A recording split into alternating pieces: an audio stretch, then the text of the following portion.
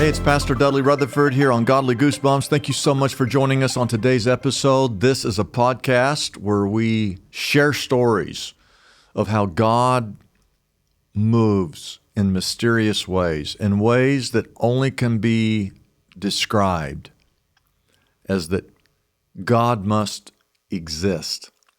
For this story to even happen, for this to be realized, God had to be intervening in someone's life.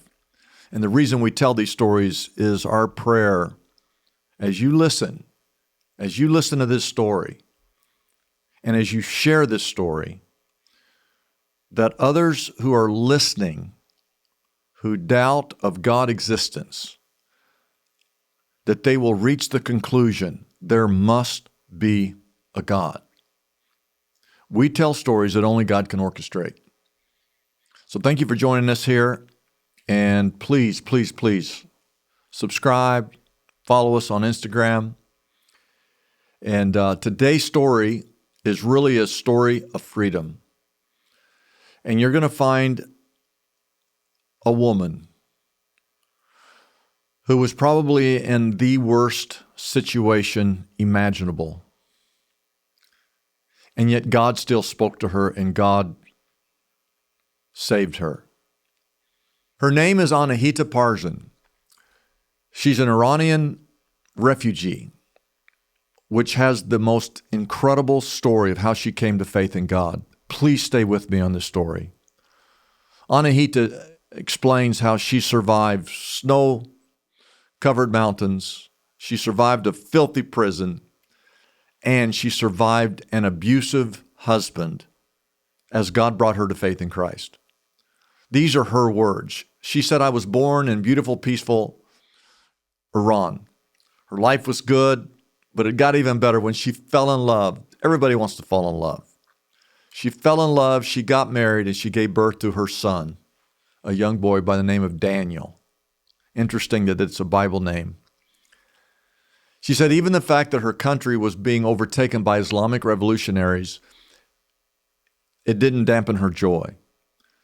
Like so many people whose lives feel perfect at one time, she had little appetite for God, if any at all. But all of that was about to change. She said death came like a thief one morning soon after Daniel was born. She said, "My husband was killed in a traffic accident, and in an instant my life was robbed of joy." She was in shock. She was in denial. And for the first time in her life, her mind turned to God, and she asked this question: what have I done to deserve this? What have I done to deserve this? She said in time the pain dulled a little. She eventually remarried, but from the first night she was together with her new husband, that new husband revealed himself to be a violent, abusive man. Once again, her life was plunged into pain and sorrow. Only this time there was no end in sight. She then gave birth to a daughter, Roxana, but her husband's beatings continued. When he got in trouble with the authorities, she had no choice but to join him as he fled across the mountains into Turkey.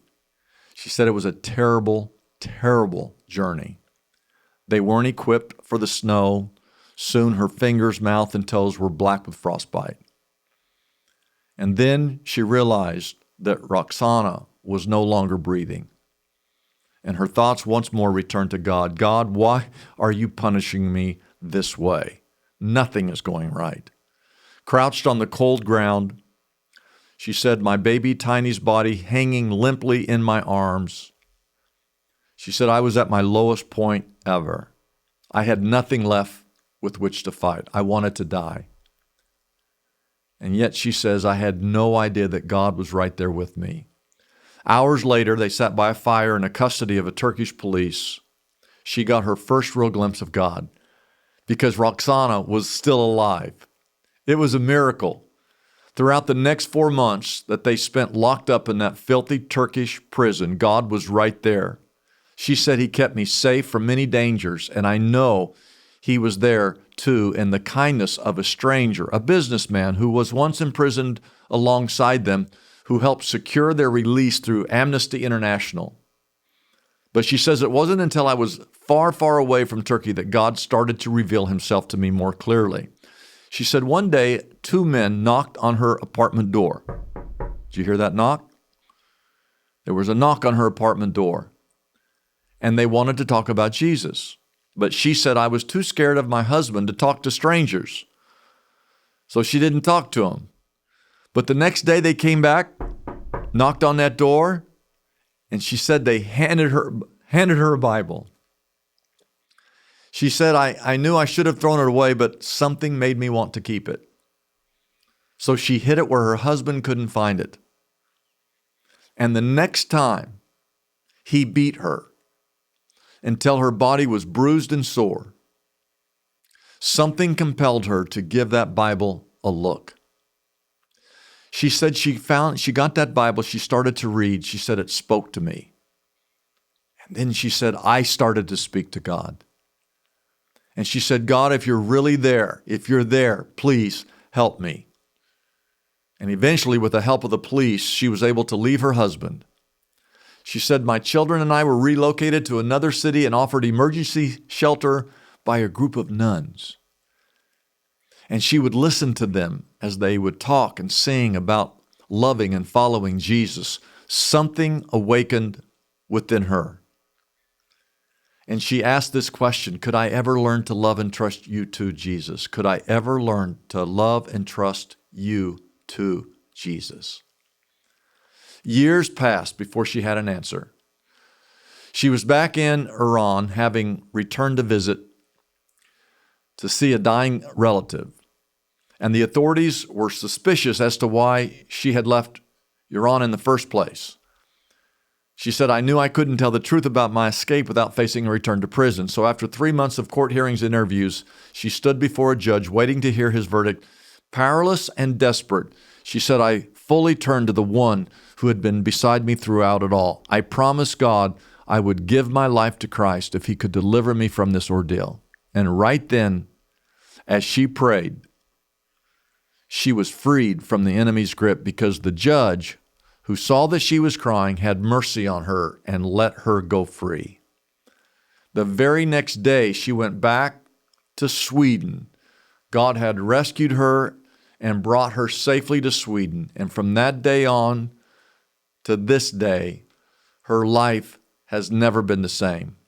Her life has always been lived serving Jesus. Today, she says, at my church in Sweden, I have the privilege of seeing God powerfully at work in lives of so many Muslims all over the world. God is appearing in dreams and visions to men and women who have previously followed Allah. And I read stories like this, and it almost seems impossible. And yet it's a true story, and it's her story. And I think of that verse in the book of Acts. Stay with me on this.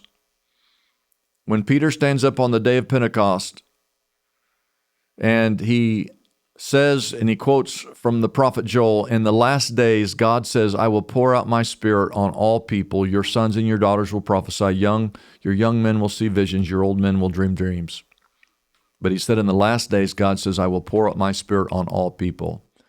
If you know anything about what goes on in the Middle East today, there's so much persecution for believers and Christians alike. It's like if you even talk about Jesus, there's parts of the world that they'll burn you alive. They'll cut your head off. They will kill you in an instant if you share your faith or you are found with a Bible in your hands. And yet there are many people in the Middle East that are becoming saved today without a preacher like how I preach here in California. It's God working in the midst of tragedy, in the midst of trials, revealing himself to many, many Muslims all over the world. But going back to our question, how do you go from living in an abusive relationship to being totally set free? Listen, only God has the ability to deliver us no matter what we're involved in. No matter what situation we find ourselves in, There's a God who loves you. There's a God who cares. There's a God who will deliver. And if you're listening right now and you're in the midst of an incredibly difficult situation, I want to encourage you to go get help. Go find a local church. Pick up a Bible, start reading it. Start praying out to God. Find people who will come around you and walk with you. And as you get down on your knees, you just ask God to reveal himself to you, and you ask God to deliver you, and I believe that God will do that. I want to thank this woman for her story. I want to encourage you to go back and listen to this again. Share it with as many people as possible. I want to thank you for joining us here today on Godly Goosebumps. An amazing story about an amazing woman in a very difficult situation, and yet God still reached her. And if God can reach her, then God can reach you, and God can deliver you as well. Thank you for joining us today on today's episode of Godly Goosebumps.